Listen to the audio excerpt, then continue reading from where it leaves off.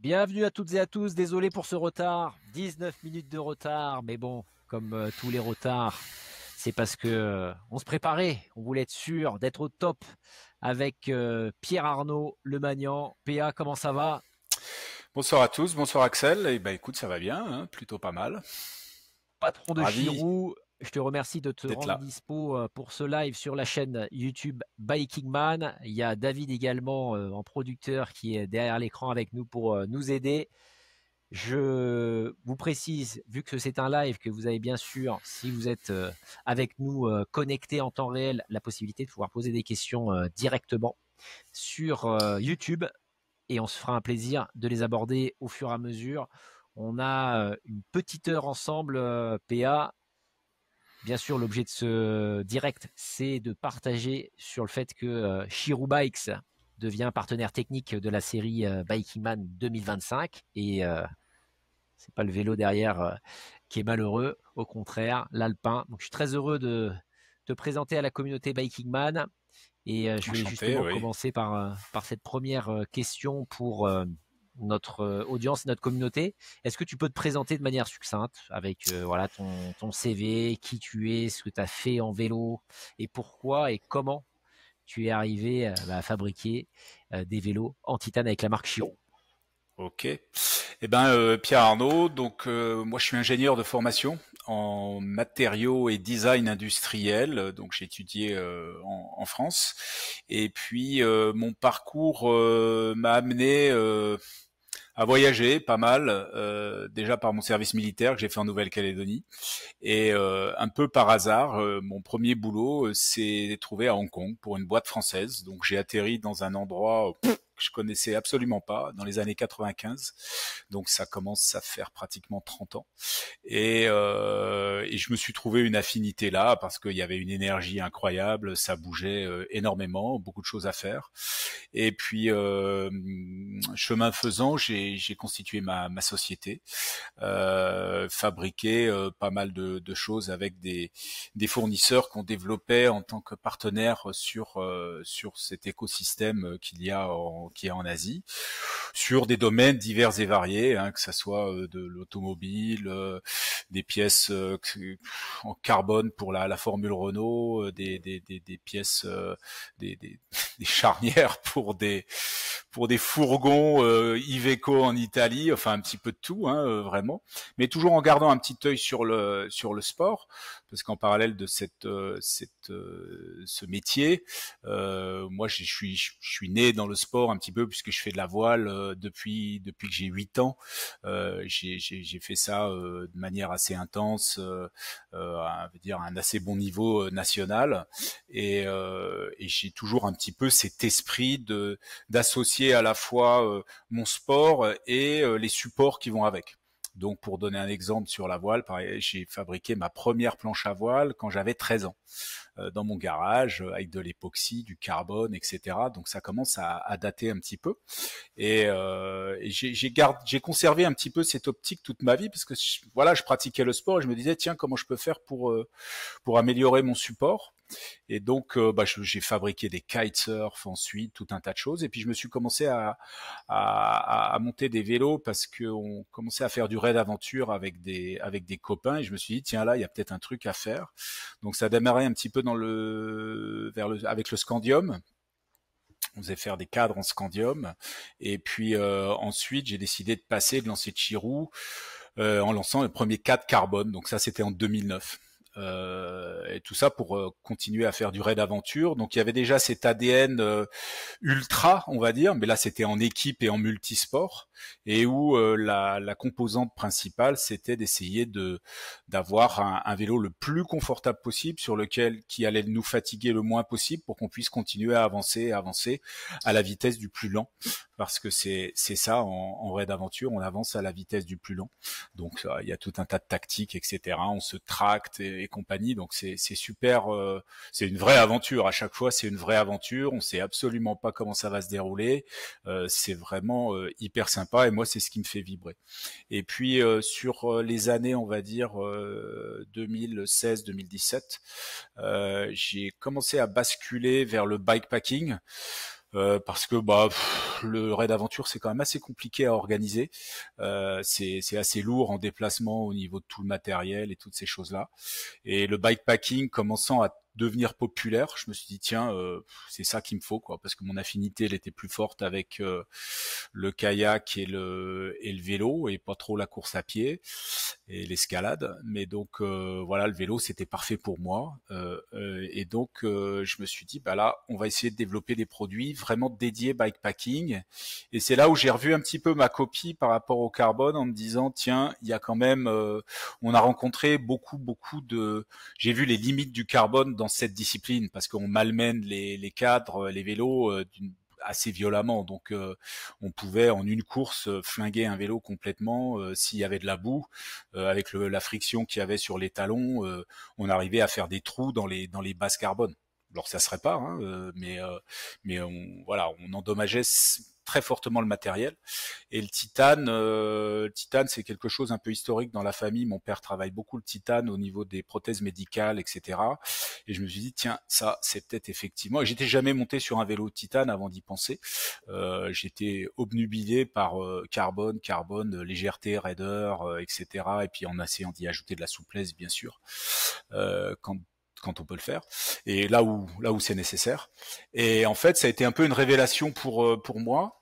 Et voilà, et ça a démarré comme ça un petit peu. Donc la gamme, en fait, Chiron est en 2009, la gamme elle a basculé en 2017, on est en 2025, donc on est à peu près à moitié de vie sur le carbone, moitié de vie sur le titane pratiquement. Et voilà, donc c'est un petit peu comme ça que la marque en est là aujourd'hui avec une gamme dédiée pour l'ultracyclisme, le bikepacking, l'aventure, un petit peu tout ce qui touche à se faire plaisir, à se mettre la banane sur un vélo, quand on aime un petit peu l'inconnu, que ce soit sur la route, en VTT, et puis là, comme tu le vois en ce moment, j'ai un fat bike, long Ouais, chainstay, donc je fais des tout ça, on remontées va de le voir, rivière. on va l'aborder ensemble quand on va regarder Donc voilà, la ça gamme ouvre plein complète, d'horizons.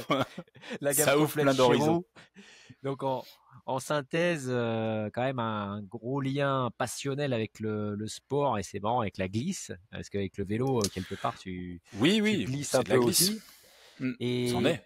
je voulais quand même que tu fasses, parce que moi, on se connaît un petit peu, parce on s'est vu à Taïwan, on s'est vu à Eurobike il y a des années, Mm. et ça fait quelques temps qu'on échangeait ensemble. Est-ce que tu peux nous parler, parce que tu nous as parlé des raids multisports, mais tu as quand même fait pas mal de trucs en bécane, en vélo. Voilà tes expéditions les plus dingues que tu aies réalisées, pour que les personnes qui te découvrent aujourd'hui par ce live, bah sachent, voilà, PA, ok, il fabrique des vélos en titane, Chirou, d'accord, Mm. mais qu'est-ce qu'il a fait le bonhomme? Parce que tu as quand même fait des trucs de dingue et je pense que c'est important pour les gens de resituer un peu le contexte.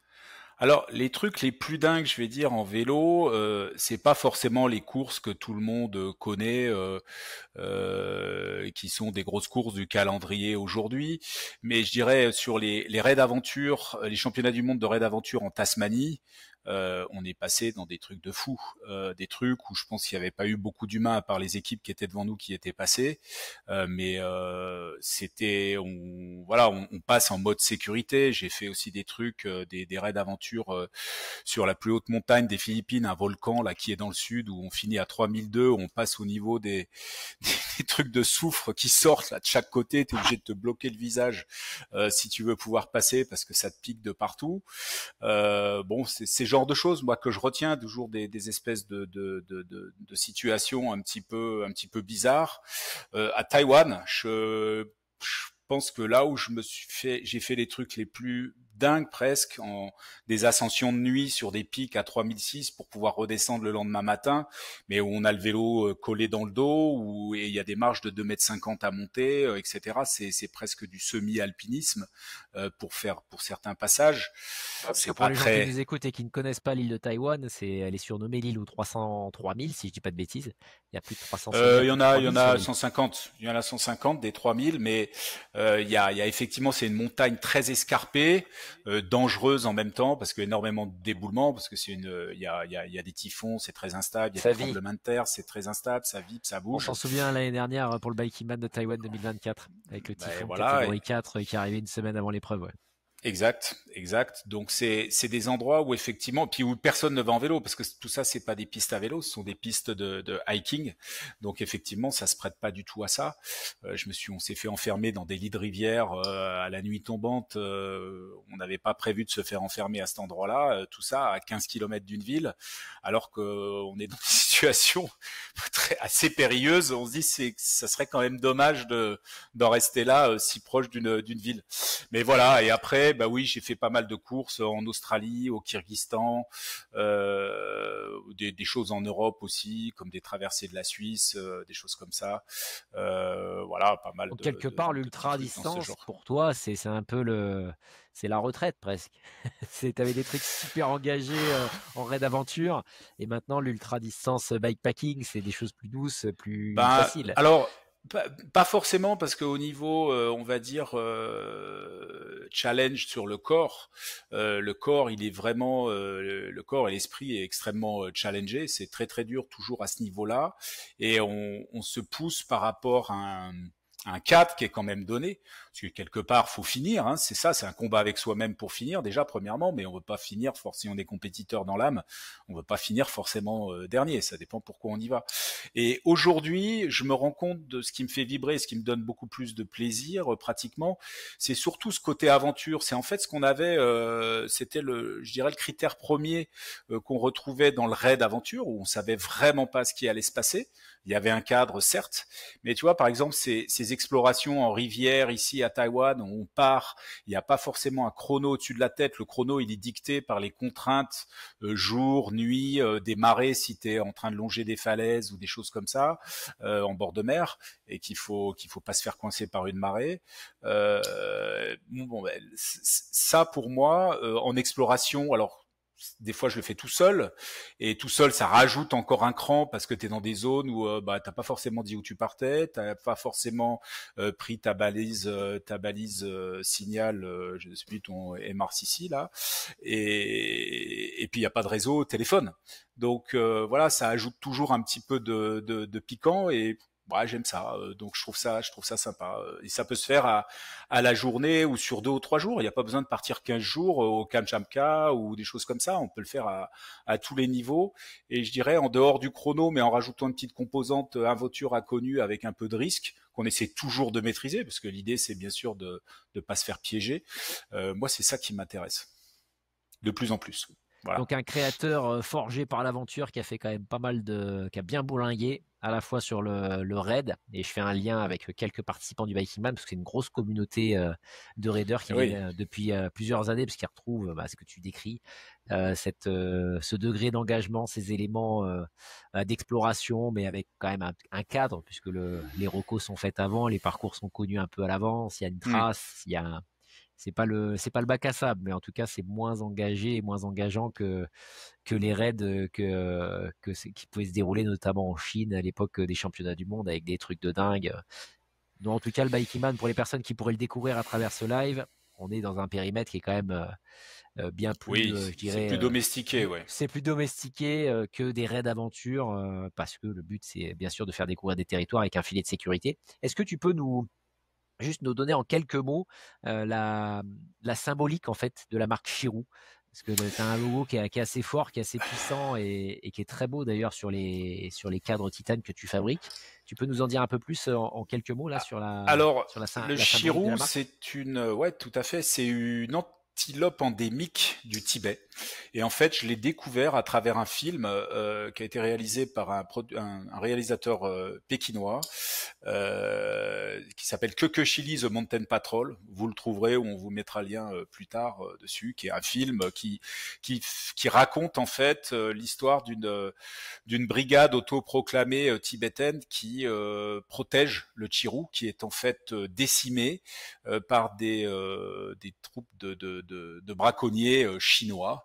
Donc bon, on connaît la symbolique aussi des Chinois au Tibet, hein, voilà, c'est pas forcément, ils sont pas forcément chez eux, et donc les locaux essaient de protéger un petit peu leur héritage, et donc ces animaux sont tués pour être dépecés. On a une laine qui est la laine la plus fine au monde, à 6 microns, hein, un alpaga c'est 12 microns pour donner un exemple, et c'est resmeuglé à travers l'Himalaya pour arriver en Inde, pour faire une laine qu'on appelle le chatouche, et qui coûte 15 000 $ l'écharpe.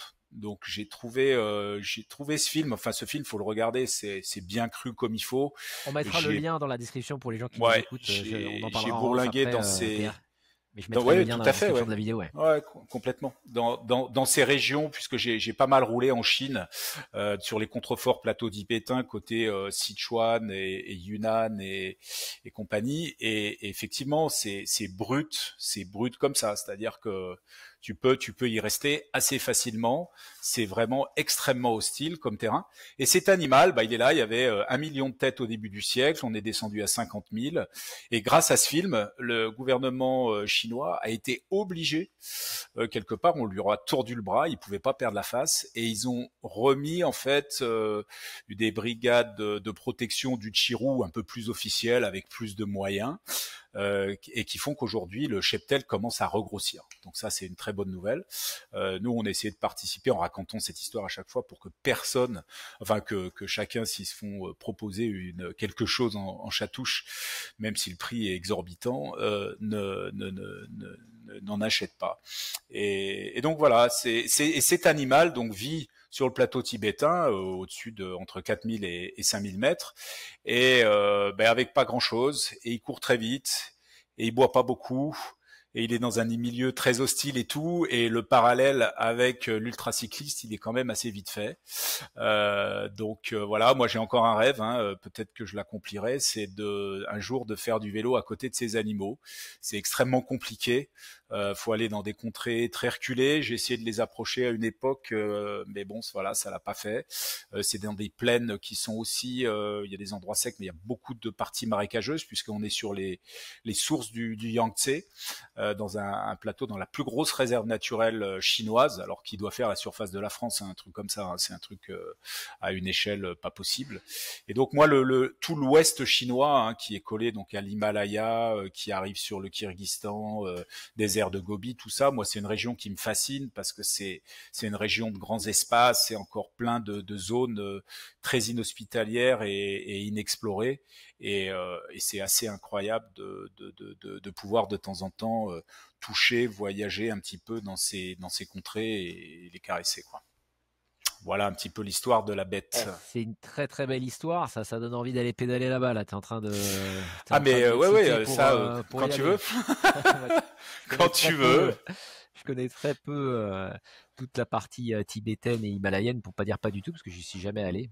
Ouais, moi, je fais que l'Asie du Sud-Est pour l'instant et toute la partie vietnamienne et laotienne, mais en tout cas, c'est un rêve un jour aller explorer ces contrées. Allez. Pourquoi pas un jour au guidon d'un Chirou, qui sait. L'histoire est très très mettre belle. La date en bas, hein, voilà, on est parti. Hein. Ouais, on a un planning quand même cette année. Ah, il y a le planning. Il y a le planning de cette année entre les on courses a tous des plannings. On va pas s'ennuyer cette année. Il y a pas mal de courses, il y a beaucoup d'expés, notamment une dont on parlera tout à l'heure quand on va évoquer la gamme ensemble. Donc, Madame va pas être contente si je rajoute encore une idée sur le calendrier 2025. Mais je le note en tout cas cet amour 2026. pour cette zone. Peut-être.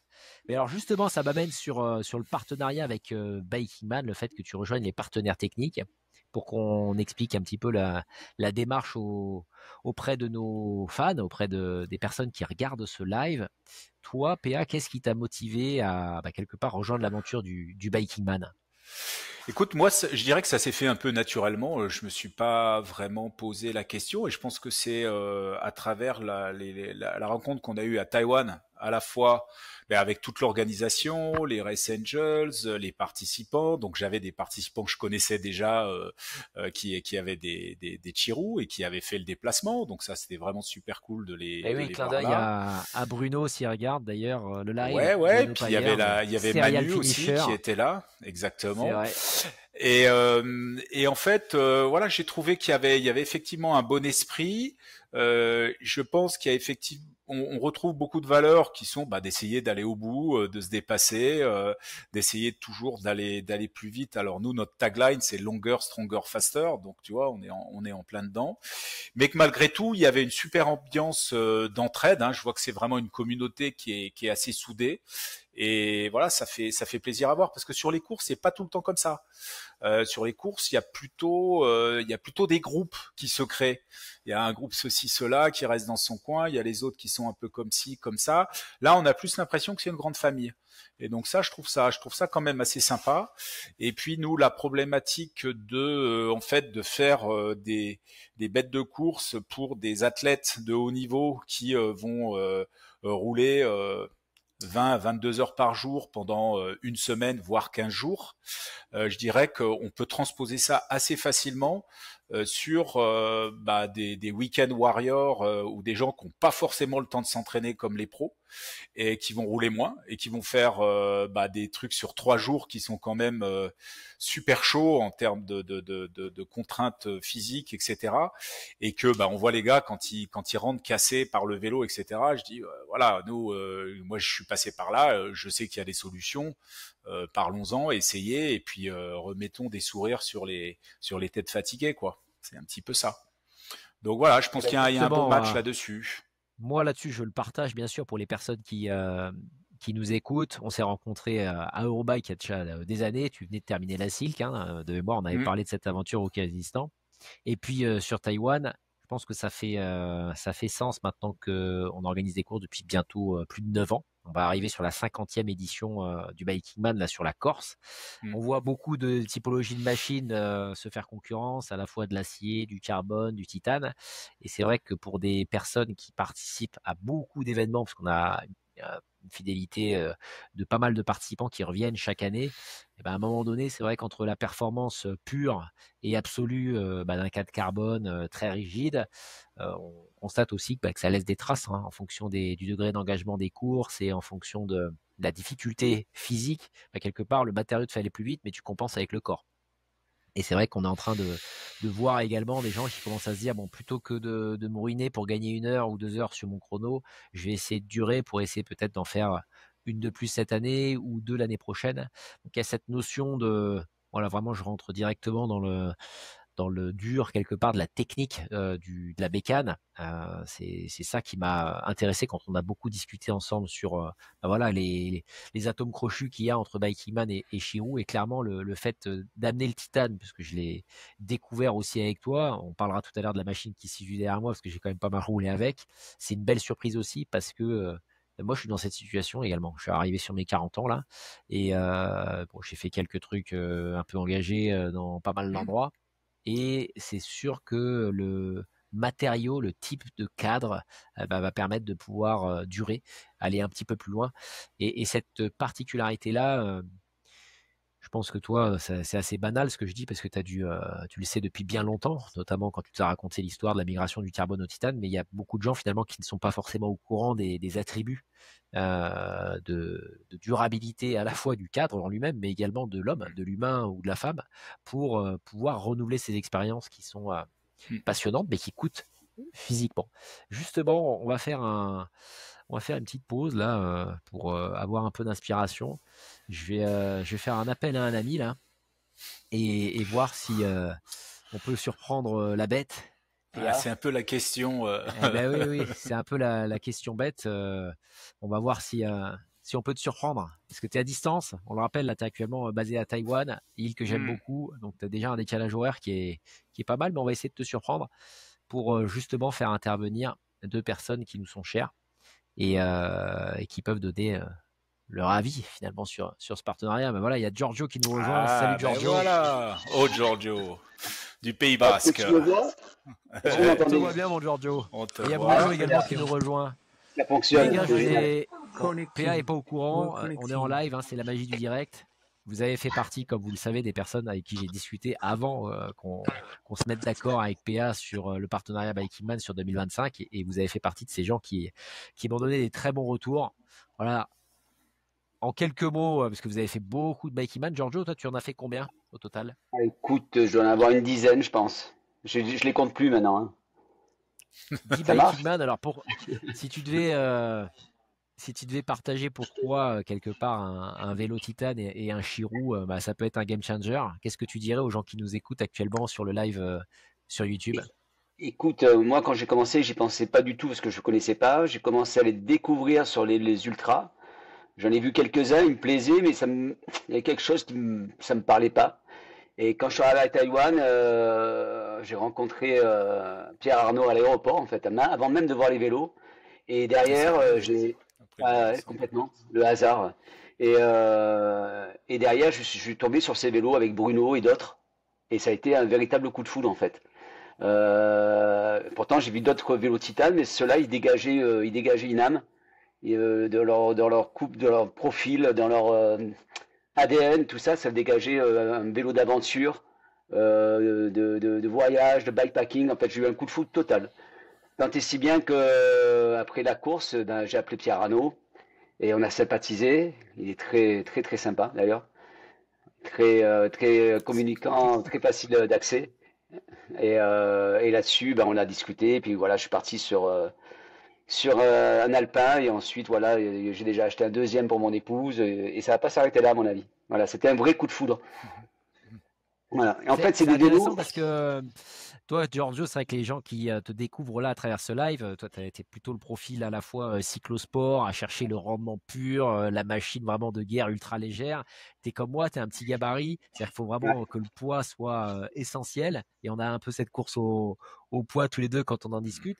Et complètement. qu'est-ce qui t'a fait quelque part lâcher sur ce sujet pour dire, tiens, merde, les quelques grammes en plus du titane, là, ça joue pas. C'est quoi le Bah, déclencheur?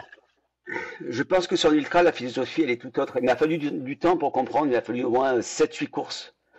7-8 courses pour que je comprenne à un moment donné que ça fonctionne pas comme une cyclosportive, que c'est autre chose, c'est de l'endurance au long cours.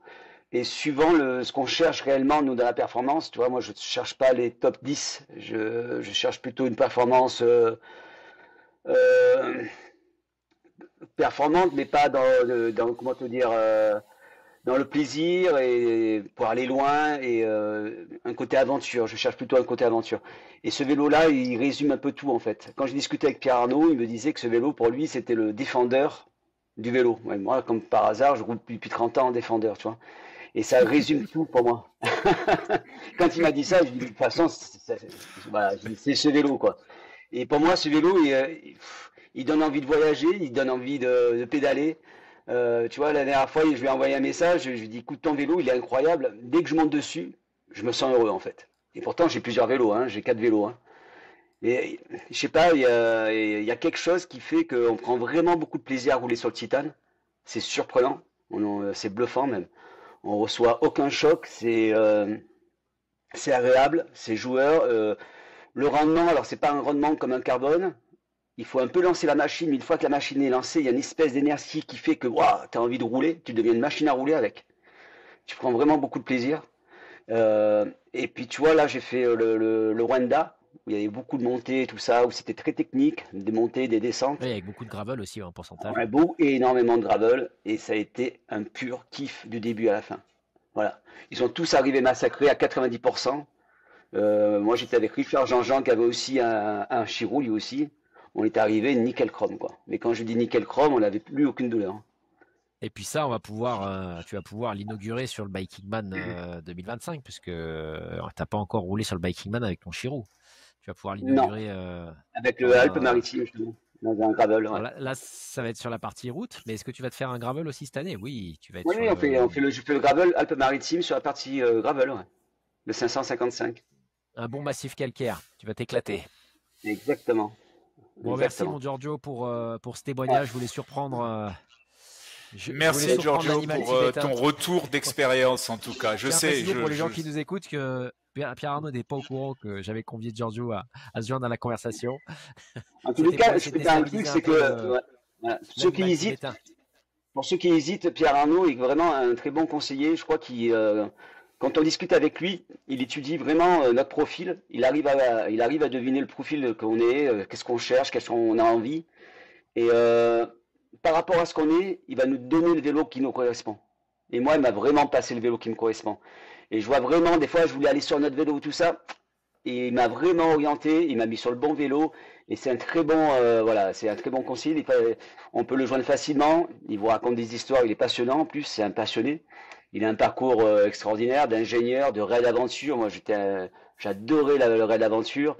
Donc, il vous fait rêver par ses histoires. Il sait de quoi il parle. Voilà, je le connais depuis pas longtemps, hein, ça fait quoi, quelques mois seulement. Et, euh, et vraiment, ces vélos, ils sont faits pour voyager, quoi.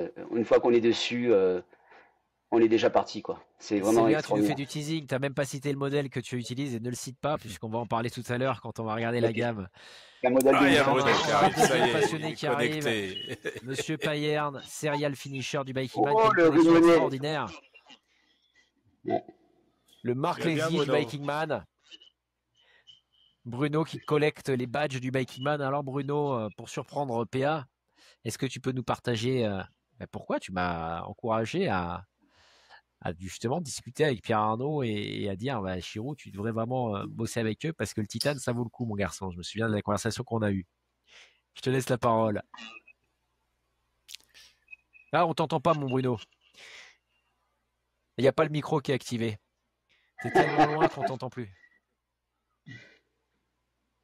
Ah, on l'entend pas. Il est tellement passionné. Voilà. Ah, il va On l'entend pas relancer. malheureusement au niveau du micro. Bon, Giorgio, merci beaucoup de t'être rendu disponible en temps réel, en direct. On se voit bien Merci, sûr sur le Giorgio. 500 des Alpes-Maritimes Avec avec le plaisir. Et moi, modèle. je suis très T'as tenu content le que ça coup. fasse. Je suis très content que tu fasses un partenariat avec chez vous. Et c'est vrai que je t'ai poussé à le faire parce que je trouve que la marque, elle colle bien à l'aventure et à ton image, en tous les cas, ce que tu es toi aussi. Donc Namasté. j'espère que ça va marcher pour vous deux. Merci, mon Merci. Giorgio. Ciao. Ça marche. Merci, Giorgio. Ciao. Bon, PA, je vais te faire une petite surprise. On a grignoté Ouais, un c'est peu très sympa. sur le timing, mais Oui, ça dérape toujours. C'est normal, c'est pour ça qu'il y a un cadre. exactement, exactement. Mais en tout cas, c'était intéressant parce qu'on a deux avis qui se rejoignent un petit peu. C'est-à-dire qu'il y a ce lien avec la matière que toi tu connais parce que tu les fabriques, ces bécanes, et tu discutes avec beaucoup de gens qui s'équipent. Et c'est vrai que tu retrouves ça chez tous les propriétaires de vélos Titane, en fait. C'est qu'il y a vraiment un lien avec la bécane qui fait qu'en fait, tu as beaucoup de mal à t'en séparer. Alors après, est-ce que tu cumules les machines ou est-ce que tu en as qu'une? Ça, Hmm. c'est toujours le sujet du vélo, hein. Au départ, on commence avec un seul et puis après, on se dit, allez, un deuxième et peut-être un troisième en fonction des usages. Mais justement, pour basculer sur ce troisième point-là que j'aimerais qu'on aborde ensemble pour les personnes qui nous écoutent, et je rebondis justement sur la partie live pour vous encourager si vous avez des questions à poser à Pierre Arnaud ou à me poser directement dans le cadre de ce partenariat, n'hésitez pas, puisqu'on est en direct et qu'on pourra y répondre. Sur la notion du titane, toi qui manie cette matière depuis pas mal d'années et qui connaît également le carbone, avec en plus toute l'histoire que tu nous as racontée dans ton historique professionnel dans l'industrie, euh, le titane, si pour les gens qui ne connaissent pas ce matériau et qui connaissent le vélo, pourquoi est-ce que c'est intéressant de se pencher sur le titane pour quelqu'un qui veut faire soit de l'ultra-distance, soit du bikepacking, ou même plus largement du vélo, quoi? Tout simplement. Bon, il y a plusieurs aspects. Un des aspects qui est assez intéressant comparé au carbone, on va dire, c'est que le titane a une propension à absorber un certain type de vibration et petits chocs, qui fait que ça va te donner un toucher de route, un confort qui est supérieur à un aluminium qui lui est très raide et va te retransmettre toutes les vibrations. Certains carbones aussi très raides également. Alors moi dans le carbone, je mixais ça avec du Dynéma, avec d'autres types de fibres aussi pour justement essayer de dissiper les vibrations le plus possible. Parce que tout ça, toutes ces idées, bon moi je les ai testées sur le terrain, mais ça part aussi d'études médicales qui montrent qu'après 8 heures d'effort en endurance, on a une décroissance de la performance musculaire quand elle est soumise à de la vibration. C'est-à-dire que tu vas avoir une décroissance beaucoup de la performance musculaire beaucoup moins forte si tu es isolé des vibrations pratiquement. Et donc on s'en rend compte. Les gars qui roulent en ultra sur des vélos raides sur de l'aluminium. Je me rappelle sur la première French Divide que j'ai faite en 2017. Voilà, on voyait les gars qui étaient sur des trucs en alu, ils étaient cassés, ils roulaient que 10 heures par jour. Et moi, j'arrivais à rouler 17, 18 heures par jour en me disant, bah ouais, c'est normal, ça passe. Et en fait, voilà, la différence, elle est là, elle est claire. Donc il y a vraiment des propriétés qui sont sympas pour ça directement. Alors après, il y a aussi un aspect qui est pas mal au niveau du transfert de puissance, c'est qu'on a un côté élastique. Et ce qu'il faut voir, par exemple, dans un boîtier de pédalier, je vous montre un boîtier de pédalier ici. Donc là, on a le tube diagonal là, et donc un boîtier de pédalier, cet endroit-là, en fait, il est sollicité en torsion, c'est-à-dire qu'il va à la fois vouloir se tordre au niveau de son axe, et on va avoir aussi un déplacement latéral. Et donc en fait, on le voit des fois, on peut tester sur un vélo à l'arrêt, on bloque les freins, on met la pédale à l'horizontale et on appuie, on essaye de voir la déformation latérale que l'on a sur le cadre pour voir la raideur latérale un petit peu du cadre. Et donc ce qu'on a sur un vélo carbone type Tour de France ultra raide, c'est des vélos qui sont optimisés pour recevoir 1500 watts sur 30 secondes. Donc très très raide. Alors ils vont peut-être être aussi optimisés pour certains sur de la côte en ayant moins de wattage, etc. Nous, on est plus dans un esprit à rendre des vélos faciles à la montée parce qu'on va être dimensionné pour du 150-200 watts et on va bénéficier de l'effet élastique du titane. Donc, ce qui correspond 150-200 watts pour les personnes qui nous écoutent mais qui ne connaissent pas l'univers du bikepacking, bon, c'est la puissance moyenne max que tu peux tenir sur des efforts de 60-70 heures. C'est tenir 200 watts pour un coureur selon le poids, c'est beau. C'est beaucoup. C'est beau, ouais. Ouais, bien sûr. Donc au max, et donc tu vas te retrouver, tu as cette espèce de, en fait, quand tu vas charger le cadre d'un côté avec ta pédale, le cadre va donc se déplacer latéralement comme ça, il va se charger en énergie, et toi, à ton autre tour de pédale, évidemment, il revient au neutre, et lui, il va avoir tendance à repartir de l'autre côté en t'accompagnant, mais avec cette espèce de souplesse que tu as. Et donc, je sais pas si toi, tu l'as remarqué quand tu pédalais sur ton Chirou, là, c'est que... Pas dire le modèle, hein, pas dire le modèle. Ouais, voilà, sur des pentes très raides, on peut avoir l'impression sur ces cas de carbone qu'on se bat contre le vélo. Alors bien sûr, il y a aussi la transmission qui joue énormément, on est d'accord. Mais à transmission égale, équivalente, on a cette sensation d'être accompagné par le vélo et de ne pas avoir à se battre contre, à pédaler plus facile. Ouais, donc c'est un peu une inertie, ouais. C'est ce que je disais. Voilà, c'est ça. On a l'impression que on a une accumulation qui est restituée. Pour les gens qui connaissent pas ce phénomène-là ou qui font peu de gravel, c'est comme si on était emporté par la machine en fait. Il y a comme une inertie qui fait que d'un coup on a l'impression un peu comme un vélo électrique. C'est-à-dire que des gens qui ont déjà testé des moteurs de vélo électrique, c'est comme s'il y avait une inertie qui t'encourage à pédaler par rapport à un vélo qui est ultra rigide sur de la piste. Et ça existe en piste, exactement comme tu le dis.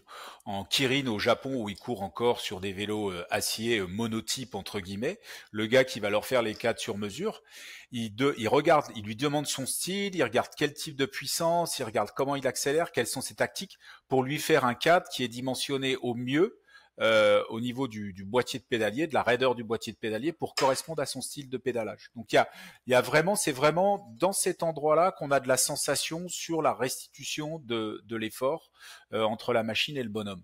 Donc c'est un des endroits assez importants. Et puis bien sûr la longueur des bases va compter, etc. Il y a tout un tas d'autres paramètres, mais là disons qu'on a un paramètre important. Donc voilà, transmission de l'effort qui est aussi assez intéressante de ce point de vue-là. On a vu l'histoire des vibrations et des petits chocs. Maintenant, il y a la résistance à l'abrasion, comme je faisais une comparaison avec le carbone. Là, on peut passer dans la boue, dans ce qu'on veut, etc. On passera jamais à travers. Ok. Un des gros avantages aussi, comme le titane donc est protégé naturellement par une couche d'oxyde de titane qui se forme au contact de l'oxygène, il n'y a pas besoin donc de peinture là-dessus, et il suffit quand on a un scratch ou autre chose, de prendre un tampon Scotch-Brite et de rebrosser perpendiculaire au tube, ok, le tube, et on va revenir à l'éclat du neuf. On va retrouver l'éclat du neuf. Inclus chez nous, alors c'est une spécificité chez nous, on a les logos qui sont imprimés, je ne sais pas si on les voit bien, mais en laser. Et donc, on peut tout à fait repasser dessus avec le Scotch-Brite. Donc, en 45 minutes et avec 2-3 tampons Scotch-Brite à 1 euro, on a remis son cadre à neuf. Et Dieu sait si on en fait des scratchs quand on se balade là-dessus. Et surtout quand on est en format de bikepacking, c'est-à-dire que à la les fois sacs, route, les sacoches, la boue, quand on les les pose, cailloux, les éclats, le transport, etc., etc. Donc ça, c'est quand même super intéressant. La fatigue. Donc la fatigue, donc la capacité à conserver ses caractéristiques mécaniques dans le temps. Le titane, comparé à un aluminium, par exemple, a une résistance à la fatigue excellente. L'acier aussi, par ailleurs, mais le titane également. Et donc lui ne nécessite pas d'être peint. Un des petits problèmes de l'acier, c'est que on a besoin de faire de la peinture, comme le carbone, comme l'alu, tout ça. Enfin, l'alu, on peut faire de l'anodisation, mais on va être obligé de refaire des retouches peinture quand on a des soucis cosmétiques, on va dire. Donc voilà, il y a une durabilité, on garantit les cadres à vie, donc on peut dans ces temps en fait de transition avoir un cadre en titane, ça permet quand même d'avoir un vélo. Moi en carbone, les vélos ils faisaient une saison, pas plus, et des fois pas, et j'avais plusieurs vélos sur une saison et je les changeais tous les ans. Donc il y a là-dessus, en titane, j'ai des vélos, j'ai déjà fait 20 000, 30 000 bornes et ils ont 4-5 ans. Et ils fonctionnent toujours aussi bien et je leur mets un coup de brosse et ils sont comme neufs. Donc il y a vraiment dans l'usage, dans la valeur d'usage, etc. La valeur de revente aussi par défaut, ça en découle, on va dire. Il va y avoir une valeur qui est conservée. Donc là-dessus, il y a quand même de gros avantages, on va dire, sur ce sujet. Après, c'est une matière compliquée à travailler, etc. Oui, c'est sûr. Et ça me permet aussi de faire... Ce qui en fait la rareté, c'est ce qui en fait la valeur également. C'est que c'est pas quelque chose qui est aussi facile à produire en série. Et là, je parle à ton expérience d'industriel et d'avoir bossé toute ta vie dans des univers de fabrication et de transformation de métaux. Il y a également le sujet de la série, c'est-à-dire que le titane ne peut pas se faire aussi vite que du cadre carbone et c'est ce qui en donne également sa valeur. Alors ça prend effectivement un peu plus de temps et puis c'est vivant, ça bouge énormément, c'est-à-dire quand on soude un cadre, ça bouge. Donc faut le remettre en place, faut le rebrider, faut retravailler, il y a un certain process, un certain ordre. Alors nous on a des tubes qui sont assez complexes et des configurations de soudure qui sont assez souvent différentes de ce qu'on trouve traditionnellement, et donc ça peut poser des problèmes. Il y a de la mise au point qui peut être assez compliquée parce que tu vois sur un X-Route ou des choses comme ça où on a les haubans qui viennent se souder sur le tube supérieur, là ça passe tout près du tube de tige de sel et il y a 2-3 mm, il faut que ce truc soit symétrique et en fait on est obligé de souder des pièces sur les haubans et les dessouder après pour que ce soit symétrique, sinon ça part dans tous les sens. Donc on a des cadres qui sont assez compliqués à fabriquer. J'ai pas que des amis chez mes fournisseurs, soyons très clairs, quand je demande ce qu'ils me fassent des choses pour nous. Mais nous, une de nos particularités, c'est qu'on a chacune de nos pièces, en fait, de nos tubes, de nos éléments sont vraiment très travaillés avant l'assemblage, avant la soudure. Là, on peut voir un tube, la section de ce tube qui ici est absolument pas ronde. Là également, ici, on est en section ovale. Je ne sais pas si on le voit bien sur le tube de tige de sel. On a tous nos tubes sont travaillés en section pour maximiser le confort et la transmission d'effort au pédalage. On a aussi des boîtiers, là on voit un boîtier de pédalier qui a diamètre différencié. On a été un des premiers à lancer ça dans le titane parce que ça coûte très cher aussi à faire puisqu'on part d'un gros tube usiné CNC et ça nous demande le titane, ça s'usine très lentement. Et donc là, on part d'une épaisseur qui est comme ça, qui fait la différence entre ça et l'intérieur. Alors que normalement, si on est sur un tube classique, on n'a même pas à retoucher le tube en épaisseur pratiquement. On retouche un petit peu à l'intérieur et on fait le filetage. Et puis c'est terminé. Là, on est obligé de faire beaucoup plus d'usinage, beaucoup plus de temps. Mais ça permet d'avoir un passage des gaines à l'intérieur qui est beaucoup plus fluide, qui passe, etc. Donc là-dessus, on a effectivement en train de mettre l'eau à la bouche, on va être obligé de basculer sur le prochain point qui est la présentation justement de la gamme Chirou, parce que je vois que le temps file et les questions arrivent. Oui. Juste avant, bien sûr, de basculer sur la gamme Chirou et qu'on puisse aborder ensemble avec la communauté toute la gamme, parce que tu as vraiment une gamme qui est particulièrement à la fois large et elle répond à plein de besoins. Il y a juste une question là pour se mettre l'eau à la bouche le temps que je projette la gamme Chirou. Quelqu'un qui pose une question qui s'appelle Raphaël, qui étudie justement l'achat d'un cadre Vagus. Donc on va voir ce qu'est le Vagus et ce qu'il peut faire. Et poser une question par rapport à la fourche, savoir si en termes de conception, la fourche carbone, est-ce qu'il y a eu quelque chose de particulier en termes de recherche pour toi, pour qu'elle soit confortable? Ça serait quoi ta réponse pour Raphaël? Alors, ces fourches carbone sont relativement standards. J'ai pas souhaité redévelopper des fourches spécifiques. C'est des fourches qu'on a testées, bien sûr, qui ont tous les points d'ancrage nécessaires pour le bikepacking.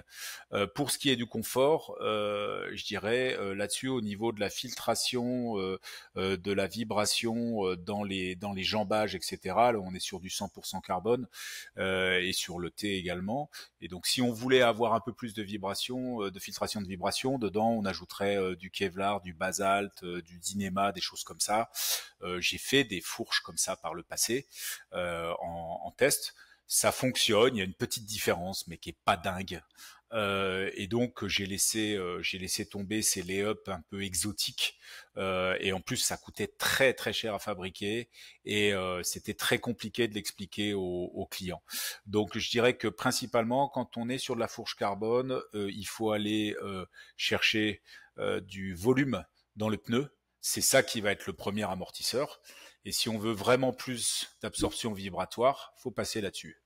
Et voilà. Et donc, est-ce que le Vagus, donc là, pour basculer sur la gamme, est-ce que le Vagus est configurable avec une fourche titane? il n'a pas bien étudié la gamme, Axel. Attention, bien sûr, ils le sont tous. Je connais pas tout. Ils le sont tous. Non, tu me lances. Bien sûr. Non. Je te lance. Mais donc ça veut dire que techniquement, parce que c'est vrai qu'il y a un aspect.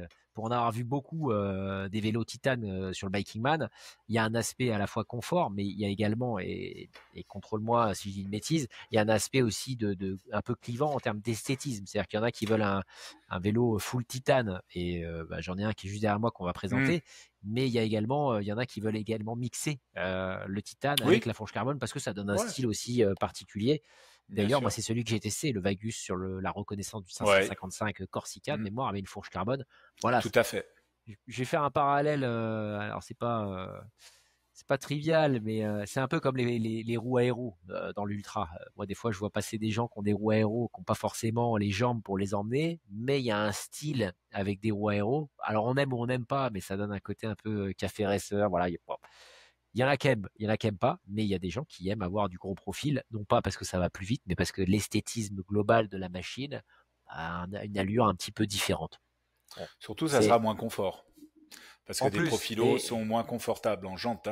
Tout travaille sur un vélo, le cadre travaille, mais le premier contact, le pneu, c'est un des éléments capitaux avec la pression qui est associée pour le confort et le rendement. Ça, c'est très très clair. Ensuite, il y a les rayons. Donc le nombre, la matière du rayon, etc. On est d'accord, on peut résumer entre un Vagus titane avec une fourche carbone et un vélo full carbone. De toute manière, tu auras plus de confort sur ce Vagus. Ah oui.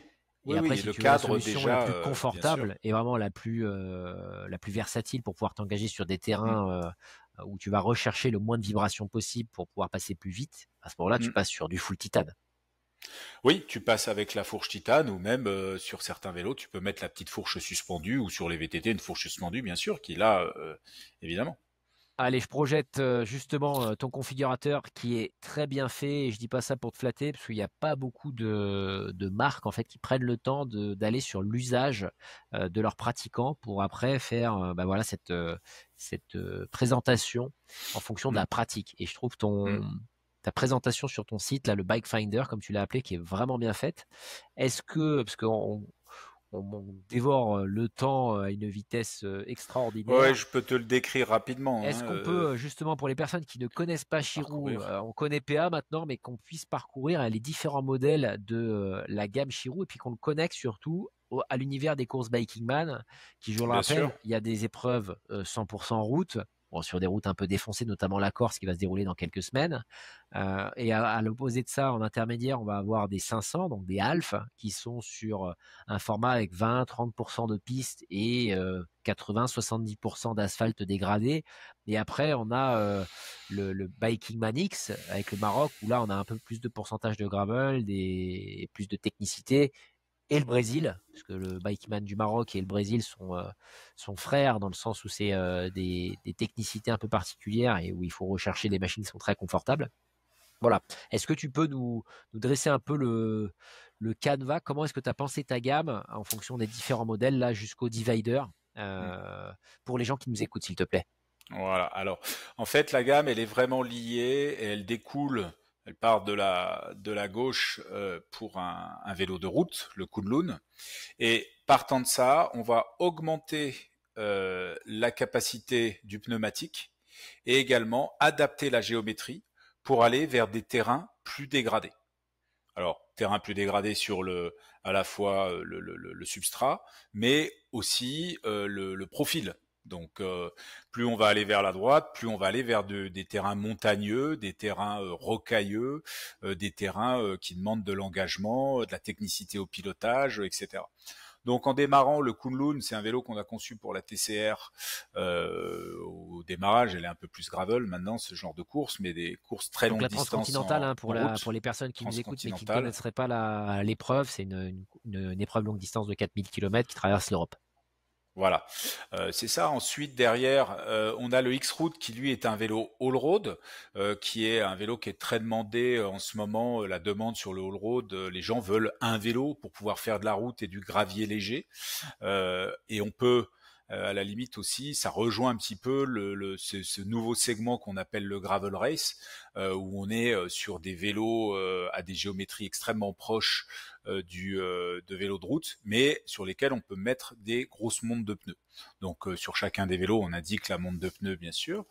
Ensuite, on va passer au Allure qui doit être juste derrière, hein, c'est ça, si tu peux monter. Voilà, tu as le Allure. Alors lui, il a été, c'est le dernier vélo qu'on a lancé au mois de mars, qui lui est un pur vélo de gravel race. On a voulu vraiment adresser ce marché avec une machine bien spécifique. C'est notre premier vélo avec toute la câblerie intégrée. La câblerie intégrée, bon bah c'est bien. Peut-être que dans 5 ans, on pensera même plus aux câbleries externes, mais je pense que pour les gens qui voyagent, qui font de l'exploration ou du voyage tout court à vélo, avoir les cadres encore en externe, ça a tout à fait son sens et son avantage. Alors justement, excuse-moi, je te coupe, PA, pour que ce soit interactif avec les questions. Il y a Gaëtan qui pose une question par rapport à l'allure là. Ce serait quoi le poids d'un cadre M d'un Chirou Allure? J'en sais Et après, rien, je les pèse pas. on a une autre question. Bah alors, je pense que ça serait intéressant d'avoir le poids global de la machine, parce que c'est vrai Non. que je pense que Global, ce cadre, il fait à peu près dans les 1,6 kg. 1,6 kg. Ah, Et voilà, un petit Thierry qui peu, c'est pose une autour des question 1,6 également, kg. toujours sur l'allure, s'il est adapté à la route, le bikepacking et le cyclosport. Alors, bah, celui qu'on voit derrière, c'est un Allure. Moi, je le roule en route. Et je le trouve tout à fait adapté. Je roule à la fois avec celui-ci et le Kunlun. Et honnêtement, c'est difficile de voir une grosse différence sur route. C'est vraiment Bon, en pas très sachant que, différent. si je peux me permettre un commentaire, là, entre le Kunlun et l'allure, là, ce qui est intéressant sur l'allure, en tout cas, moi, de ma perspective vraiment plus, c'est-à-dire d'aller sur des terrains un peu engagés, c'est que tu as la possibilité de le monter quand même avec voilà, des pneus assez larges, quoi, du 40, voire Alors oui, mais c'est pour ça que et du 50. Le Kunlun n'est pas un vélo de gravel race puisqu'on monte du 34 maxi. Sur celui-ci, l'allure, on monte du 45. Et sa particularité, lui, c'est plutôt un day racer, c'est-à-dire c'est pour de la course à une journée, on va dire, et on a un top tube qui est relativement long, et ce qui nous permet d'avoir donc une position relativement allongée. Hein, c'est ça qu'on recherche en gravel race. Il y a cette composante, aujourd'hui, le gravel race, ça se roule à 35 de moyenne.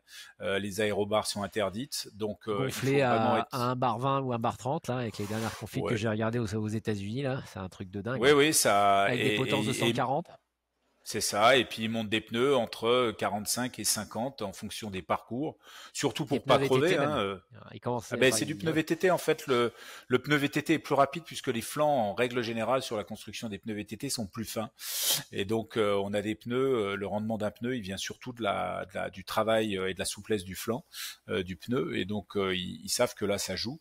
Bon après, un gros pneu à la prise au vent, c'est toujours un arbitrage entre le côté qui est un petit peu moins aéro d'un pneu plus gros, mais qu'est-ce qui vous apporte de l'autre côté en plus de résistance à la crevaison, enfin vous avez moins de chances de crever parce que le pneu a plus de capacité d'absorption, on va dire pneumatique, avec le volume d'air qu'il y a dedans, et puis également on va dire le toucher de route ou les choses comme ça. Quand vous êtes sur des terrains un peu engagés, en général vous allez avoir un meilleur cramponnage là-dessus. Donc voilà pour le Allure. Ensuite, on a le Vagus qui est donc un vélo de gravel all-round. Lui, c'est vraiment le gravel par définition pour les gens qui veulent faire soit du gravel bikepacking pour commencer le gravel un petit peu bikepacking, voyager, faire des sorties à la journée. On peut l'équiper d'une petite fourche télescopique avec 30 mm. Moi, j'ai roulé pas mal avec ça dans les Alpes. Bon, c'est challengeant, mais c'est quand même sympa.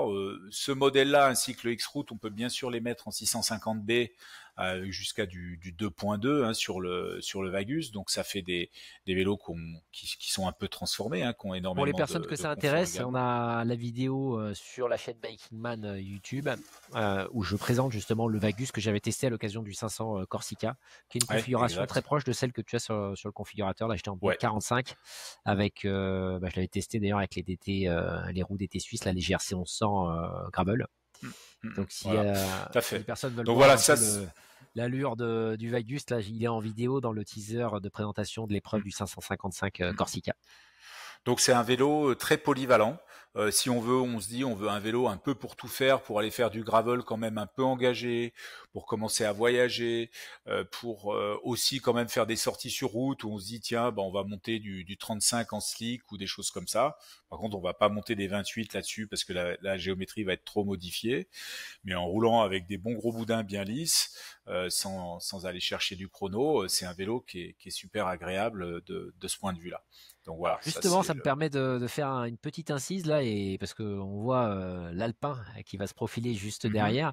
Sur le Vagus, moi, il y avait un élément sur lequel on a un peu discuté en off, PA, c'est l'angle de chasse de la fourche de mémoire qui est sur le modèle que tu m'avais prêté pour la Corse, qui était réglable, c'est-à-dire que tu pouvais changer l'angle de chasse du Oui, Vagus que j'avais enfin testé. le rec. Enfin en fait, on peut régler l'offset Tout entre à fait. 47 et 52 mm. Ouais, ce qui va te changer ta wheelbase et l'angle. Tout à fait. Et justement, ça m'amène sur l'Alpin, puisque c'est le vélo moi que j'ai derrière, que je teste depuis pas mal de temps et qui est une machine juste Tu vas nous le hallucinante. présenter? L'Alpin, pour moi, je vais déflorer la présentation vidéo que je vais faire sur ma chaîne YouTube, mais c'est Frankie, c'est comme ça que je l'ai renommé, pour Frankenstein. Non pas pour le côté péjoratif, mais parce que c'est un monstre, quoi. À la fois, c'est un monstre parce que tu passes partout, et à la fois, tu sais pas pourquoi, mais tu t'y attaches. C'est-à-dire que au départ, quand tu le regardes, tu dis tiens, parce que ça n'a pas les codes du gravel classique pour les gens qui regardent en temps réel là, avec le top tube presque plat, parce qu'on est quand même beaucoup plus slopé, on est sur une configuration qui ressemble un peu plus au VTT, et on a une ADN, et je parle sous ton contrôle, qui est plus proche du VTT que du gravel. Mais eh ben, on éprouve le même plaisir que de piloter un gravel parce que la machine rend bien, et je vais dès demain faire un 200 bornes, là, un brevet des randonneurs avec des amis qui vont venir avec des SL7, des SL8, du SP carbone qui fait 6 kilos. Et j'ai fait la reco d'ailleurs avec l'Alpin équipé en GRC 1100 avec des profils de 50 et des pneus de 50 mm sur la route avec les G1 All Road. Et c'est une machine qui rend la folie. C'est-à-dire qu'à la fois sur la route, je m'éclate avec un confort où pour les trous, presque je saute dedans. Et sur le gravel, les pneus de 50, et on peut même monter encore plus gros, apportent un plus qui est juste hallucinant, parce que j'ai fait pas mal de trucs déjà sur mon camp de base, là, sur les Alpes-Maritimes, avec des roues en alu, là, justement des BT, les G1800. Et c'est une machine qui apporte un confort notamment en descente, quand il y a du pierrier, dès lors que tu as vraiment de l'engagement, où tu te fais secouer généralement avec un vélo carbone. Là, avec l'Alpin, et tu prends plaisir à aller dans des endroits sales. Moi, c'est ça qui me plaît avec l'Alpin, c'est que sur la route, bon, ça te permet de te faire de la caisse et d'avoir une machine qui est ultra confortable et qui s'emmène bien. Parce que de mémoire, et je parle sous le contrôle d'Eric qui était sur le live tout à l'heure, là, où j'ai des PR que j'ai défoncé avec l'Alpin, des PR que j'avais sur des vélos carbone ultra légers. Donc ça rend bien sur l'asphalte, mais ça te donne vraiment envie d'aller sur des pierriers, tous les endroits en fait qui t'ennuient quand tu es avec un gravel qui est un peu trop typé race, où tu dis là c'est un peu trop technique, je risque de me faire mal, je vais avoir mal aux mains au bout de 3-4 heures. Là au bout de 4 heures, t'es tranquille avec l'Alpin. Je dirais que c'est le SUV, quoi. C'est le SUV qui passe partout, et je dirais même le Hummer. C'est-à-dire que tu y vas sans sourciller dans des endroits où, normalement, pour la majorité, je dirais, je vais pas y aller.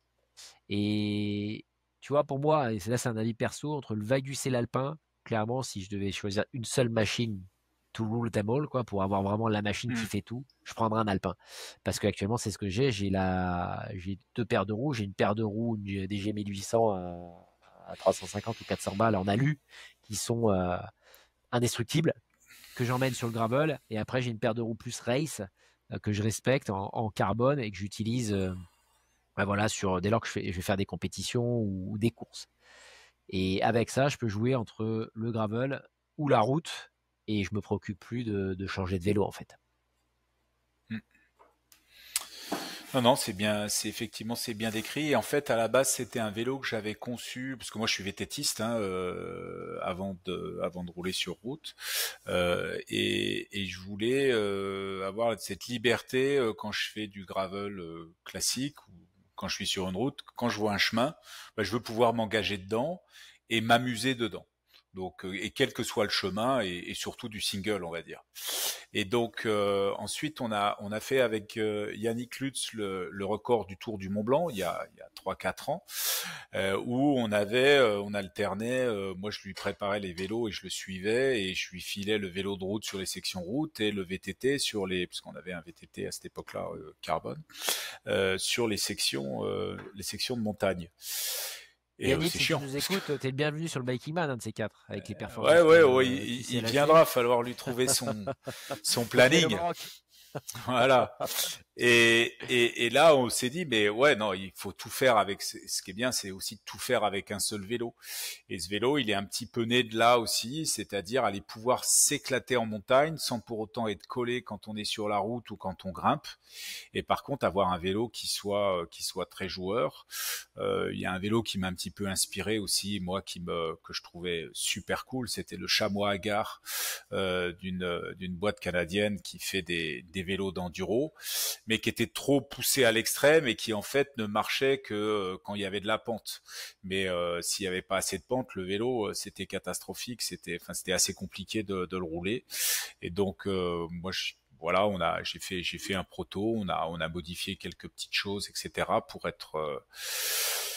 pour avoir un comportement qui soit quand même overall, qui soit beaucoup plus ouvert, quoi, pour qu'il puisse fonctionner dans plus de conditions. Et là aujourd'hui, on a effectivement un vélo, tu vois, où toi tu vas te régaler à la fois sur route et sur des chemins que tu as dans ton jardin derrière. Et effectivement, hein, c'est souvent caillouteux et un petit peu engagé derrière chez toi quand tu cherches un peu les petits chemins. Georges, il l'a emmené au Rwanda, il s'éclate, et lui c'est un VTTiste aussi quand il va faire ses petits tours, que ce soit dans le Pays Basque ou d'autres choses, il se marre avec ce vélo, et c'est un peu ça l'idée, quoi. C'est d'avoir un vélo que tu as envie de prendre, que tu as envie d'aller rouler parce que tu sais que tu vas avoir des bonnes sensations. J'ai un autre si Verdun là, Alexis, qui lui roule tout le temps, il a son Alpin avec ses aérobars, etc. Mais il m'envoie des vidéos, il est tout le temps dans les singles avec, voilà, ouais, parce que ça l'éclate. Voilà, mais voilà, c'est un vélo effectivement qui a un programme, un spectre assez large, et qui est montable, qui est designé donc avec une transmission gravel, hein, donc on peut le rouler en 2.12 ou en 1.12 ou 1.13, que ce soit en mécanique, en AXS ou en DI2, comme tous nos Alors là, vélos. pour les personnes qui nous écoutent, qui ont perdu le fil parce que PA est trop technique, 2.12 ou 1.12, c'est double plateau, soit À subcompact par l'avant. exemple chez Shim, à l'avant, soit mono plateau. Voilà. Et Et justement, on a une question technique là qui est intéressante, qui est posée par Jean-Marc, et je le remercie. Tu la vois à l'écran qui s'affiche là. Ça concerne les pattes de dérailleur. Est-ce que tu peux préciser en fait alors, sur quelle techno toi tu fonctionnes? nous, depuis 2020-2021, on est en patte SRAM UDH. Donc c'est Donc une le patte standard qui est en train universelle qu'on d'arriver trouve, en voilà, 2025 pour plein de fabricants, quoi. qu'on trouve absolument partout, parce que bah déjà elle a quatre petits avantages techniques comparé à une pâte classique qu'on peut retrouver. Et puis ça permet, là il y a une volonté d'un fabricant de se dire on va arrêter avec les 250 modèles de pâtes de dérailleur que chaque fabricant a pour un modèle, qui sont difficiles à trouver. Et donc là, ça permet de se dire, bah, n'importe où dans le monde, je vais pouvoir, dès qu'il y a un dealer SRAM, je vais trouver une patte de dérailleur. Donc ça, c'est quand même bien. On peut en C'est amener une, même hein, mieux bien que sûr, bien, avec soi, c'est toujours. énorme. C'est énorme. Voilà, c'est énorme. Donc Si là, tu il y a un chutes vrai intérêt. avant Wadi Mujib en Jordanie, ce qui m'est arrivé quand j'ai traversé avec Jonas Deichmann, que je salue si un jour il écoute ce live, le stress de la patte de dérailleur, c'est un stress qui est finalement pas connu par beaucoup de personnes en gravel. Toi, avec ton historique de VTT, et je pense que beaucoup de VTT ont beaucoup plus l'habitude en fait d'endommager cette partie-là, notamment quand ils ont des sentiers un peu engagés, et Euh, ainsi de suite. Dans le oui. gravel, je pense qu'il y a un peu une méconnaissance sur le sujet, et notamment dans l'ultra, de se dire qu'il faut quand même avoir un backup en permanence parce que ça peut pas se trouver forcément partout. Et le standard UDH pour ça est vraiment bien, quoi. Bah, ça c'est très bien. Puis il suffit pas d'être mountain biker, il suffit de voyager, de mettre son vélo dans une boîte. Moi, je démonte systématiquement mon dérailleur ou ma patte de dérailleur pour être sûr que s'il y a un contact ou que ma boîte est écrasée, cette pièce-là qui est un fusible ne saute pas. Et puis bien sûr, ce standard, voilà, en ayant les bonnes infos il y a quelques années, on savait qu'il allait avoir un dérailleur sans patte de dérailleur qui allait pouvoir se monter. Donc la fameuse transmission T-Type de chez SRAM.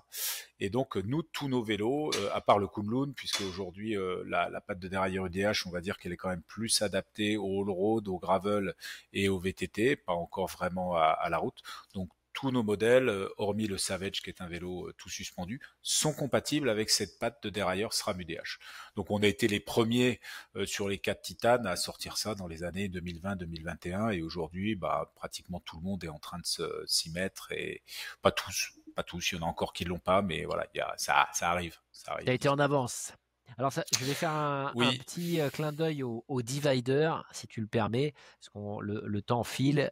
On est déjà au-delà d'une heure du live.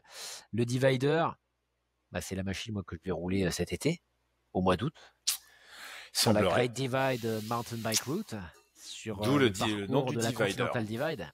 Donc tu as Ex- fabriqué un vélo, et je parle sous ton contrôle, qui permet de s'attaquer à la ligne de séparation des eaux de l'ouest et de l'est des États-Unis, qui traverse du nord au sud le pays du Canada au Nouveau-Mexique, avec notamment Effectivement. une épreuve de bikepacking très connue qui s'appelle le Tour Divide. Donc au mois d'août, je vais m'attaquer à ce gros morceau en compagnie d'ailleurs de Grégory Girard qui a déjà fait quelques aventures avec moi, et on va être sur ce fameux divider.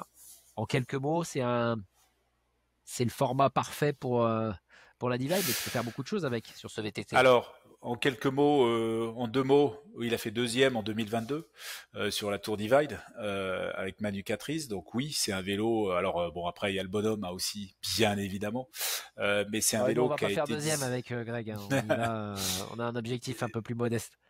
Mais c'est un vélo qui est fait pour effectivement rouler sur des parcours pas trop pas trop techniques en off-road. Donc sa géométrie, ses angles, etc. sont conçus pour ça. On peut le rouler en fourche rigide avec des pneus jusqu'à 2.8 si on le souhaite. Et on peut aussi lui mettre une fourche télescopique de 100 mm à l'avant. Comme tous nos vélos, on retrouve des emports pour fixer des sacs de cale cadres qui sont boulonnés directement, passage de câbles dynamo en interne pour ressortir entre la dynamo et le feu arrière sur le vélo. On a aussi des pattes ajustables sur celui-ci, c'est-à-dire que si tu arraches un dérailleur quelque part dans la pampa, tu peux repartir avec en single speed quelque part, puisque tes pattes arrière drop out peuvent être réglables et tu peux reprendre ta tension de chaîne. Et puis tu peux aussi décider de l'équiper, de le rouler en single speed. Il est conçu pour ça. Donc oui, c'est un vélo pour voyager au long cours, un petit peu comme le Kegeti aussi et le Fukai, avec des concepts et des idées un petit peu différentes. Mais c'est vraiment un vélo qui est fait pour borner, pour passer des heures dessus, en étant dans une position qui est correcte et qui est confortable. Voilà un petit peu le schéma. Et bien, on va tâcher avec Greg de vérifier tous ces points-là ensemble. En tout cas, je suis enchanté de pouvoir commencer à tester ce divider sur un parcours de 4400 km avec je sais même plus combien de dizaines de milliers de mètres de dénivelé positif. 50 km. Ah, faut pas le dire ça, PA, je préfère pas le dire. Au moins, ça, tu vois, mentalement, c'est plus facile quand tu ne le sais pas. Ouais, il fallait pas le dire. Je l'avais pas dit à Greg, il était pas au courant. Ouais, il peut aller voir, c'est facile. Ouais, je couperai. Ah bah non, c'est un live, on peut pas couper au montage. Ah mince. Bon, il va falloir trouver autre chose pour le motiver. Pour la présentation de ta gamme, donc je vais juste rappeler un point important pour les personnes qui s'engagent sur une épreuve Bikingman cette année. On a pris le temps avec Pierre Arnaud sur chaque épreuve Bikingman de lister les machines en fait qui sont recommandées pour les épreuves sur lesquelles vous êtes engagé.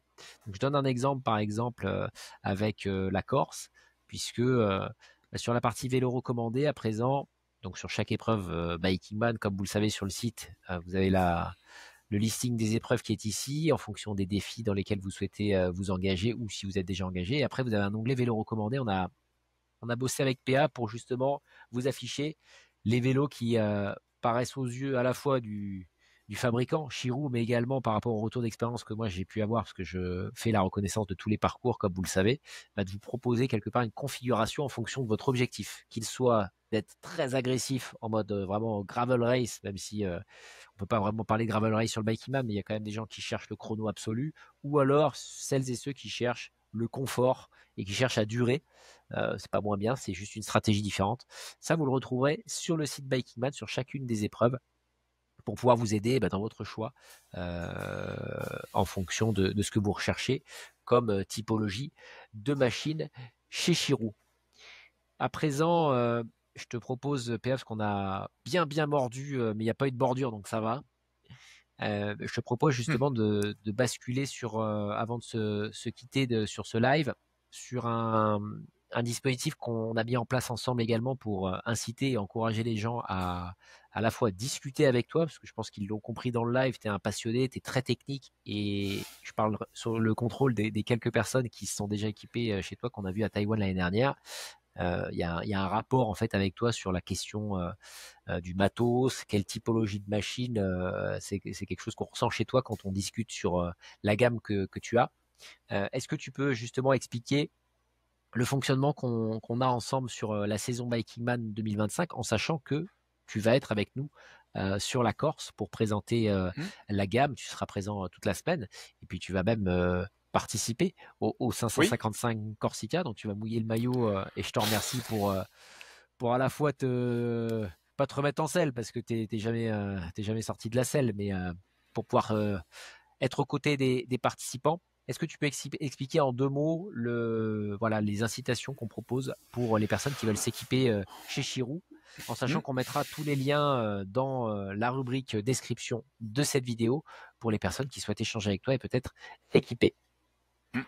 Oui, tout à fait. Il y a donc un formulaire qui est mis en place, qui sera en lien, je pense, dans la vidéo, pour qu'on puisse se booker un petit slot d'une quinzaine de minutes en premier contact. Alors il y aura un email évidemment avant pour essayer déjà de cerner un petit peu le besoin, et ensuite on essaiera de se parler pour recommander en fait, parce que non seulement le vélo, mais il y a tout un tas d'autres choses qui rentrent en jeu, à la fois le type de transmission, le type de roue, les sections de pneus, le type de pneus, des choses comme ça. Après, bon, les selles, ça reste un sujet qui est extrêmement personnel. C'est toujours compliqué de pouvoir faire des recommandations là-dessus.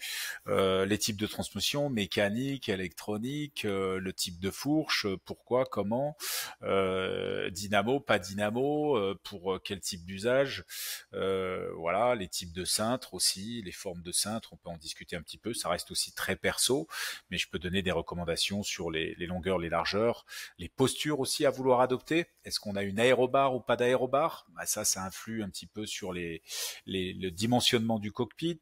Donc voilà, il y a tous ces détails sur lesquels on peut discuter. Donc l'idée, c'est de vous amener et de vous guider dans la bonne direction pour que vous ayez un compagnon de route qui soit tout à fait adapté, à la fois en termes de budget, mais aussi en adéquation avec votre programme et ce que vous voulez en faire et ce que vous pouvez emmener comme machine. L'expérience, l'aventure commence directement dans le formulaire qui se trouve dans la description de cette vidéo. Si Shirou vous intéresse et le Titan en particulier, n'hésitez pas à partager vos coordonnées dans ce formulaire et puis surtout les modèles, ou les modèles sur lesquels vous posez des questions.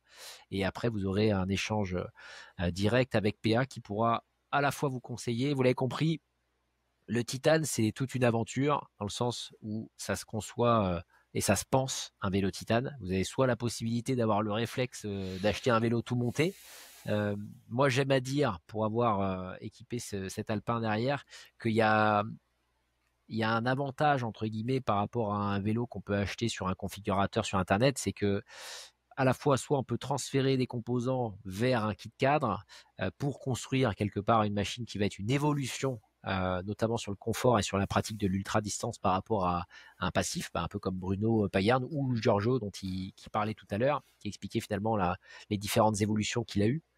Ce lien-là avec la machine, il est important à comprendre parce que c'est pas des vélos qui s'achètent sur configurateur, et je parle sous autocontrôle, PA, c'est vraiment des vélos qui se conçoivent, et quelque part c'est à l'image du matériau, quoi. C'est-à-dire que quand le vélo Titan on l'a en main, on est content d'avoir quelque part un vélo qui nous ressemble.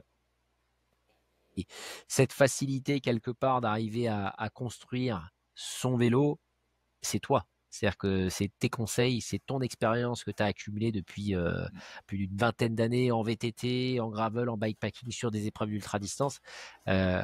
Tous ces éléments que tu as rassemblés, en plus de la conception bien sûr de toute la gamme, ça permet d'orienter les gens vers leurs besoins réels et non pas vers une image qu'ils se feraient d'eux-mêmes, en sachant que ce côté personnalisation, c'est ça qui fait la beauté du Titan, et il faut prendre le temps quelque part de bien choisir sa machine pour pouvoir faire le maximum, parce que là on a abordé toute la gamme. Moi j'ai pas envie de pousser les gens à aller forcément sur un Alpin, mais en fonction de ce que veulent faire les personnes. On a quand même dans le Biking Man des gens qui viennent strictement de la route et qui pourraient rechercher dans l'allure quelque chose qui correspond à leurs besoins. Mais on a de plus en plus de personnes qui se disent, et si je fais un peu plus un jour, qu'est-ce que je peux faire? Et là-dessus, et je parle sous ton contrôle de nouveau, tu es un des rares fabricants à avoir autant de gamme pour répondre à des besoins vraiment particuliers et précis sur le bikepacking, sur l'ultra-distance, du pur route, ou petit gravier, gravel engagé, et après mode exploration. Parce que bien sûr, on n'a pas eu le temps de traverser ensemble sur ton configurateur les autres vélos, mais après, tu as vraiment, avec l'Highlander et le Savage, des choses que tu peux faire qui sont en dehors du spectre Biking Man et qui sont vraiment dans le spectre explo, aventure, voyage à vélo, plus, quoi. Exactement, ouais. Non, il y a effectivement une grosse possibilité de trouver une chaussure à son pied, hein. On a 13 modèles, on en a encore 2 qui sont pas sur le site, qui sont plus des vélos d'exploration, donc ça concerne pas forcément des participants Biking Man, on va dire. Mais oui, peut-être Giorgio un jour. Ah oui, sa 10e ou sa 12e, parce que là cette année il va être sur le 500 de l'Alpes-Maritimes avec son Alpin. Qui sait, peut-être qu'un jour C'est la porte d'entrée, le gravel, moi j'aime bien le définir comme le trait d'union, ce vélo entre des univers qui avaient oublié de se parler depuis pas Mm. mal d'années, quoi, hein. La route pure, avec des machines conçues pour des pros qui lâchent 1500 watts sur 30 secondes, Mm. comme tu le dis, et puis des VTTistes, comme Julien Absalon, qui sont capables de faire des spéciales en mémorisant tous les virages, avec les passages en termes de secondes, et ainsi de suite. C'est devenu tellement technique, ces deux univers, que le trait d'union avec le gravel qui est en train de se réaliser est super intéressant. Et je pense que toi, tu le fais avec ta gamme d'une manière très particulière, parce que vraiment, tu couvres tout le spectre. Tu vas du route pur jusqu'au savage, quoi, le sauvage, jusqu'au bout du spectre, et tu Ouais. couvres tous les besoins, entre guillemets, quoi. Et ça, Puis c'est même rare. presque plus loin encore avec le Nanulac. Donc, je lance une Ah, invitation à tu nous lances Axel une exclue. de nous organiser. Le Nanulac, en fait, c'est quand on se demande donc en fat bike, et je pensais à ça encore hier, dire, mais en fait, c'est quoi le trail parfait? Qu'est-ce que c'est le super trail? On s'éclate. Ben, en fait, la réponse, elle est assez simple. C'est quand il n'y a plus de trail, tout simplement. Quand il n'y a Et plus en de fait, piste, quand il n'y a plus de chemin. quand il y a plus de pistes, quand il y a plus rien, ben en fin de compte, la liberté elle est décuplée parce qu'on fait son propre chemin. On a cette sensation de pouvoir rouler à peu près où on veut. Alors bon, il y a d'autres contraintes aussi, mais de se dire bah tiens voilà, je pars là et je vais pouvoir passer absolument partout là où d'habitude sur certains vélos tu passes pas. Là, j'ai longé des côtes, les côtes de Taïwan là dans des endroits où il y avait des cailloux qui faisaient ça comme ça. Ben je passe avec ce vélo. Je traverse des rivières, je roule sur le sable, je peux monter des escaliers. Enfin, c'est un truc de dingo, quoi. Et Est-ce que moi, tu peux pourtant, le préciser fat. pour les gens qui nous écoutent la dimension de pneus que tu peux monter sur le Nanulac, là? Alors là-dessus, un 26 par 5.0. Donc ça, tu montes ce genre de pneus. Par exemple, Willy Moulounia qui a gagné la course en Alaska de 1600 km, la Iditarod, en mars dernier avec le vélo pour sa première sortie.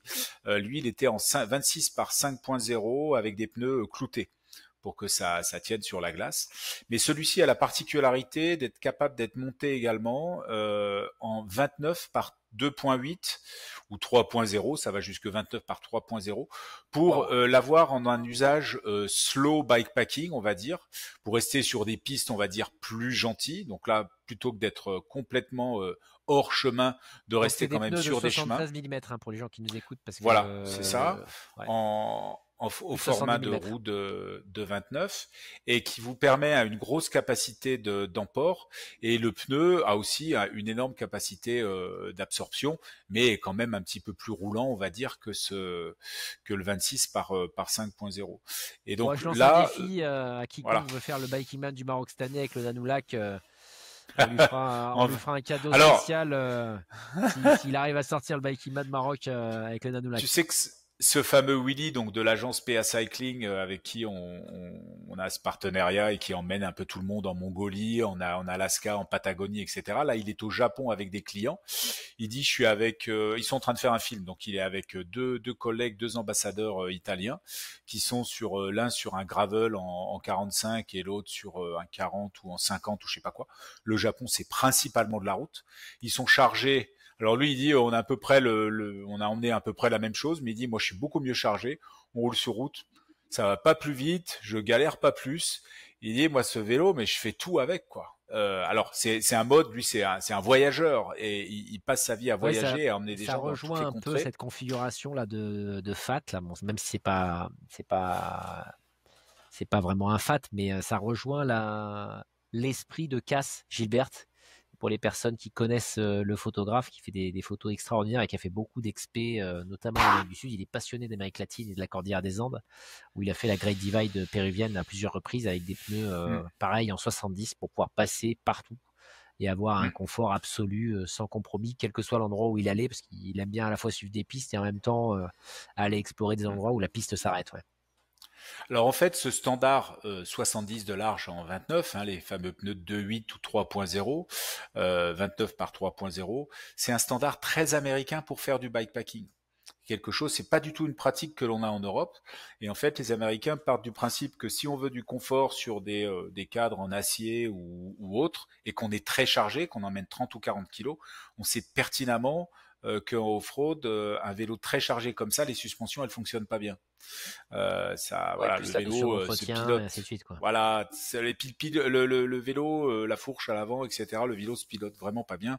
Un vélo tout suspendu, chargé avec des bagages pour du bikepacking, on va mettre 5-6 kilos dessus, ou peut-être un peu plus, mais guère plus. Mais jamais 30 ou 40 kilos. Et là, c'est un autre monde. Et donc là-dessus, aujourd'hui, c'est le pneu qui doit jouer le rôle de Bien sûr. l'amortisseur. Et donc, sur du gros caillou et très chargé, il faut un volume de pneus supérieur. Et bon voilà, ultimement, tu peux basculer aussi sur du. Donc on appelait ça le 29 voire 3.0, un espèce de le 29 plus. C'est presque du semi-fat quelque part parce qu'il y a quand même un gros rayon et un gros volume. Et puis après, il y a du 27,5 par 4.5 qui est aussi du vrai fat. Et puis le 26 par 5.0 qui est un fat quand même assez gras. Et il y a du 24 par 6.0 maintenant aussi. Alors là, c'est ceux qui ont créé ça sur l'île, ils s'appellent ça le Moonlander. Donc ils font aussi de la remontée de rivière et des choses comme ça. Et moi, je trouve ça passionnant, quoi, d'aller rouler dans des rivières, dans des lits de rivières caillouteux. L'aventure, elle est incroyable. C'est passionnant tout ça, PA. Ça donne envie de partir Voilà, et de prendre la poudre d'escampette pour aller dans les exact. rivières taïwanaises ou aller Ouais, là où partout, les chemins s'arrêtent. partout, on peut Je vais te rouler dans du projeter caillou. une dernière question et on va mettre fin à ce live qui était passionnant. Est-ce qu'il y a des tarifs avantageux pour un Chirou Alpin ou GRC 1100 si on finit le Biking Manix? Oh, oh. Attention, il y aura des nouvelles annoncées, hein, il me semble. Mais non, non, ouais, faut nous contacter en tout cas pour, on vous fera des offres bien précises pour les participants, pour vous faire des petites Bon, machines aux je petits vais être plus oignons. direct que l'animal tibétain. Il y a des conditions spéciales pour toutes les personnes intéressées par un Chirou si vous venez de la part de Biking Man. Pour faire simple, vous allez tout simplement dans le lien en description, vous renseignez vos coordonnées et la machine de vos rêves qui vous intéresse, et vous avez PA il va vous appeler jour et nuit pour vous concevoir la machine de vos rêves et en fonction, eh bien, vous aurez des conditions particulières qui sont dédiées à ce partenariat technique qu'on a ensemble, Biking Man avec Chirou. Vous l'avez compris, c'est pas une histoire d'argent, c'est une histoire de passion entre nous. PA, c'est un passionné d'explos. Moi aussi, il conçoit des machines extraordinaires et il m'a convaincu de tester l'Alpin. Je vous ferai un test d'ailleurs très prochainement sur ma chaîne YouTube dès lors que je lui aurai mis une belle aventure Biking Man dans le cadre. Là, pour l'instant, il a fait que des sorties de 200 bornes, donc j'espère pouvoir en faire quelques-unes plus longues. En tout cas, merci beaucoup, PA. Je vais te laisser le mot de la fin de ce live. Qu'est-ce que tu as envie de dire à tous les participants engagés, puisque on va se voir en Corse dans 2 semaines. Toi, tu vas t'engager sur le 555 Corsica. Qu'est-ce que tu as envie de dire aux milliers de Eh ben, j'ai participants envie de vous engagés cette année rencontrer, là de sur la venir, saison? venez me voir en Corse. Je serai là lors du jour de l'inscription du route, donc le 24. Je serai aussi que je participerai pas, mais je serai là pour répondre et faire essayer des vélos. J'aurai plusieurs vélos avec moi et donc on pourra discuter effectivement de tout ça. Et donc j'ai hâte d'être à ce moment-là et de pouvoir discuter de tout ça avec vous et sur le gravel, d'aller rouler effectivement et de rencontrer des gens et de partager des moments à rouler ensemble et de se raconter des petites histoires tout en pédalant. Voilà. Eh bien, on se voit fin mai. Le rendez-vous est pris avec Pierre-Arnaud Lemagnan de Chirou. Il y aura 250 personnes qui viennent pour la fête sur le 1000, une trentaine sur le 500 gravel. Ça va être une très belle aventure. On va passer un bon moment tous ensemble, notamment le samedi matin, puisqu'on fera la sortie ensemble avec Pierre-Arnaud. PA, je te remercie de ce live. Merci pour Je te l'énergie que tu as remercie, Axel. partagée et puis pour toute la technique également. J'espère que vous avez été passionné d'écouter Pierre Arnaud, de découvrir qui est Pierre Arnaud de Chirou. Et puis, tout ce que j'ai envie de vous dire, c'est prenez le vélo, allez dehors, mettez le nez voilà, dans les bois, sur les pistes. Allez vous balader. On se voit dans 2 semaines en Corse. Merci Pierre À Arnaud. très vite. Salut À à très tous. vite à tous. Merci d'avoir été présent. Ciao.